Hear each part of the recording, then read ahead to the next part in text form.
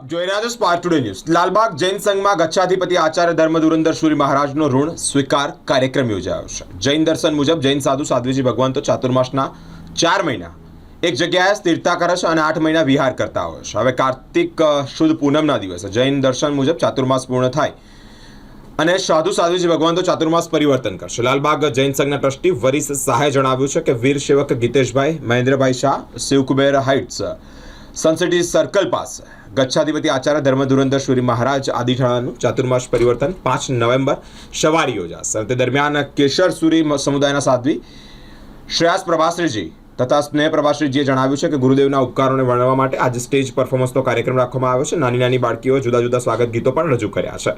સંઘની બહેનોએ એક સરખો વેશ પરિધાન કરી શેરડીની કમાન બનાવી અને ગુરુદેવના કંકુ પગલા કરવામાં આવ્યા છે। આજના કાર્યક્રમમાં જૈન સાહિત્યકાર ધવલભાઈ શાહ જૈન સંગીતકાર દીપ શાહની જુગલબંધીએ ભારે આકર્ષણ જમાવ્યું છે।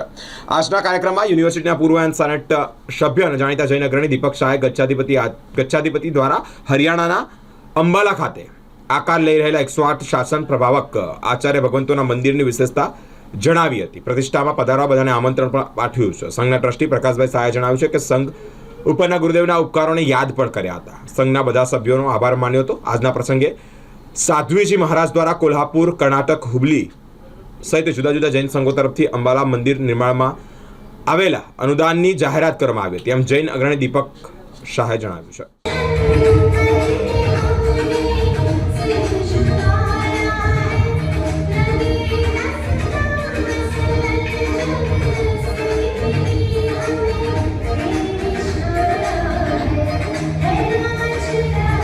जैसा आप लोगों ने भाव बदलाया उस तरीके का बनने का प्रयास करूंगा। बहुत सारी खोट, बहुत सारी गलतियां मैं अपने आप में महसूस करता हूं।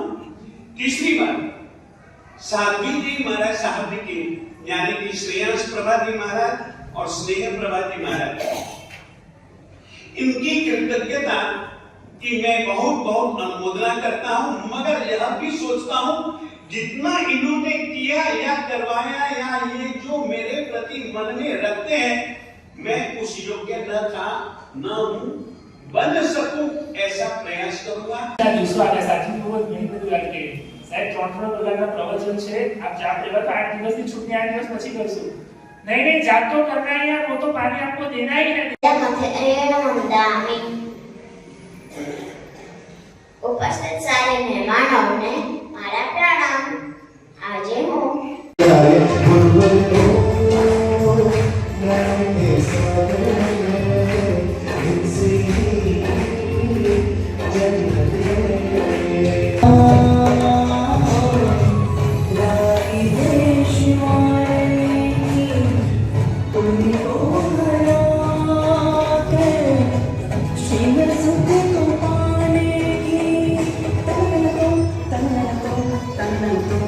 સ્પાર્ક ટુડે ન્યૂઝમાં આપનું હાર્દિક સ્વાગત છે।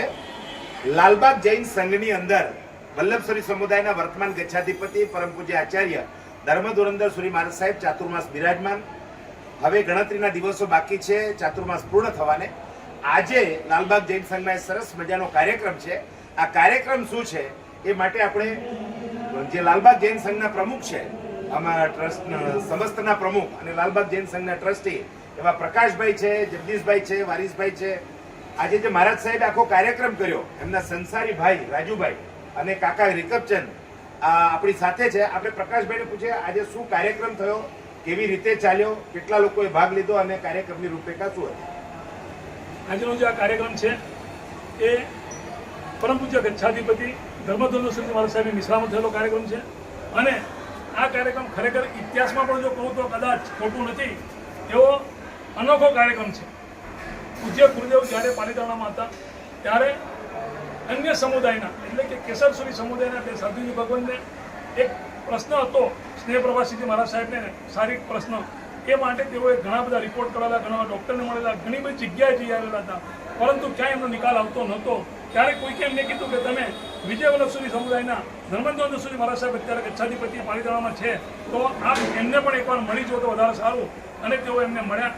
પૂજ્ય ગુરુદેવે એમના માટે જે કંઈ પ્રભુજીને પ્રાર્થના કરવાથી માંડી અને આધ્યાત્મિક જે કંઈ માર્ગ છે એ માર્ગે એમને સારું કરી આપવા માટેના પ્રયત્ન તેજી શરૂ કર્યા છે.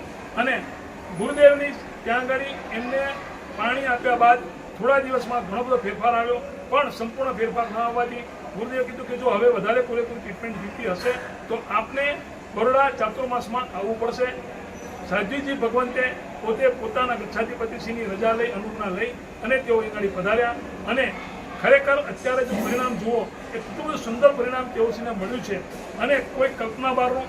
ગુરુદેવ માટેની શ્રદ્ધા સાધ્વીજી ભગવાન શ્રીદાસ પ્રવાસીજી મહારાજ સાહેબ તથા સ્નેહ પ્રવાસીજી મહારાજ સાહેબને અને ગુરુદેવને પોતાને જે કંઈ સારવાર આધ્યાત્મિક કરતા હતા એમાં એમને ચિંતામણી પારસનાથ દાદા, ઘંટાકરણી દાદા, માતા પદ્માવતી પરની શ્રદ્ધા, આમ જેને કે અટૂટ શ્રદ્ધાના પરિણામે તેઓએ આખી આ ટ્રીટમેન્ટ કરી છે અને તેઓને ખૂબ જ સુંદર રહ્યું છે.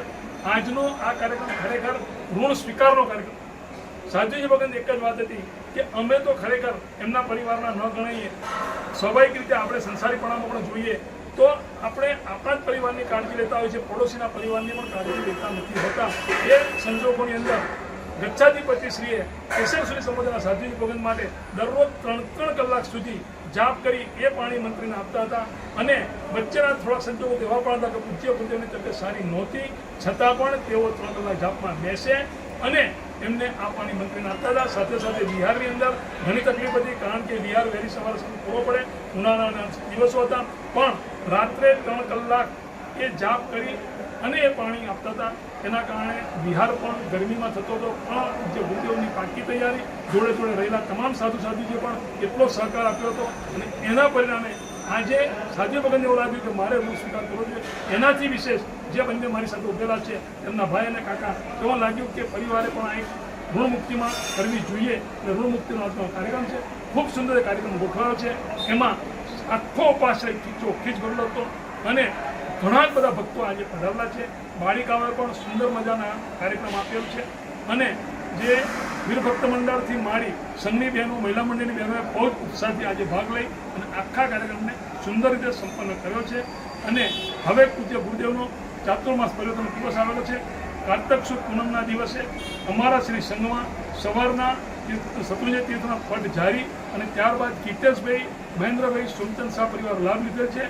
તેઓને ત્યાં આગળ વાગતે ગાજતે સકળ સંઘને પધારવા માટે એ પરિવારે પણ આમંત્રણ આપેલું છે. અને ત્યારબાદ મોકાળસિંહના ગૌણાઈ છે એનું આમંત્રણ આપેલું છે.